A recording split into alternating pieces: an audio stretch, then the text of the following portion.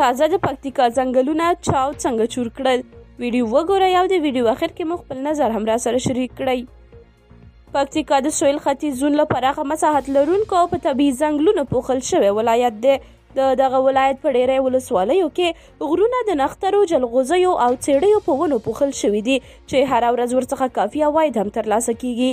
د دغه ولایت د ځینو سیمو اوسیدونکي وایي لا هم په غرونو کې د ځنګلونو د بېرحمانه پرې کولو برخه کې اوسني واکمن حکومت نه دی توانېدلی چې د ناقانونه غوڅولو مخه یې ونیسي. خو د پکتیکا ولایت لپاره د طالبانو ولایتي مسؤلین وایي د ځنګلونو او شنو ونو پرې کولو مخنیوي لپاره یې د شنې قطعې په نوم یو ځواک ګمارلی دی.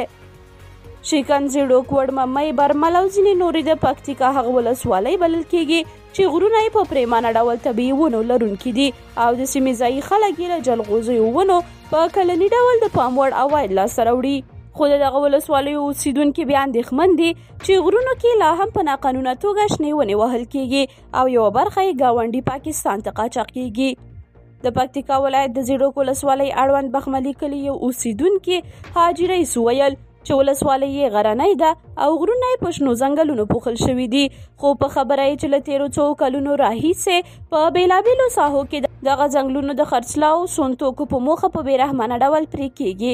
نوموړې زیاته کړې چې د طالبانو په راتګ یې په لومړیو کې د مخنیوي ځینې هڅې وشوې، خو د په وینا چې اوس په یو ځل بیا ډول په پټه د سیمې د اوسیدونکو لخوا پرې کیږي.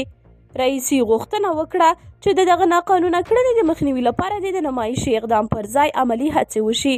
هغه وویل زموږ د زیړوک ولسوالۍ په امرو، زیړ بخملي، سرې میدان او منځکۍ غرونه په شنو ځنګلونو پوښل شوي دي، خو له جمهوریت راهیسې پکې د غرونو او په نورو ځایونو کې طبیعي ونې د خلکو لخوا پرې کیږي چې ځینې د خرڅلاو لپاره دا کار کوي او ځینې نور خلک بیا د سون لپاره په غرونو کې د څیړیو ونې وهي.